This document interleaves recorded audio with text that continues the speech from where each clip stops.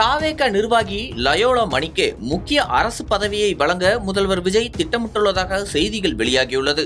தமிழ்நாடு அரசியல் பெரும்பாலும் திமுக, அதிமுக என இரு துருவ அரசியலாகவே இருந்த நிலையில் விஜயின் தமிழக வெற்றி கழகத்தின் வருகை அரசியல் போக்கையே மாற்றி அமைத்தது. விஜய் கட்சி தொடங்கியதும் பல்வேறு மூத்த தலைவர்களும் அவரின் கட்சியில் தொடர்ந்து இணைந்த வண்ணம் இருந்தனர். அதேபோல கட்சியில் சில முக்கிய பேச்சாளர்களும் இணைந்தனர். அந்த வகையில் தாவேகாவில் இணைந்த லயோலா மணியின் பேச்சு சமூக வலைதளங்களில் கவனம் பெற்றது.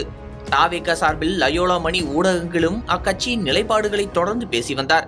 இதன் மூலம் விஜயின் கவனத்தை ஈர்த்த லயோலா மணிக்கு தாவேகாவின் கொள்கை பரப்பு இணை செயலாளர் பதவி வழங்கப்பட்டது. பின்னர் சட்டமன்ற தேர்தலிலும் அவருக்கு சீட் வழங்கப்படும் என்று பேசப்பட்ட நிலையில் அவருக்கு சட்டமன்ற தேர்தலில் வாய்ப்பு வழங்கப்படவில்லை.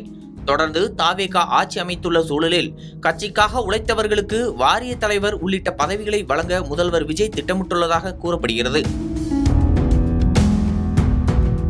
அந்த வகையில் லயோலா மணிக்கு தமிழ்நாடு பாடநூல் கழக தலைவர் பதவி வழங்கப்பட உள்ளதாக தகவல் வெளியாகியுள்ளது.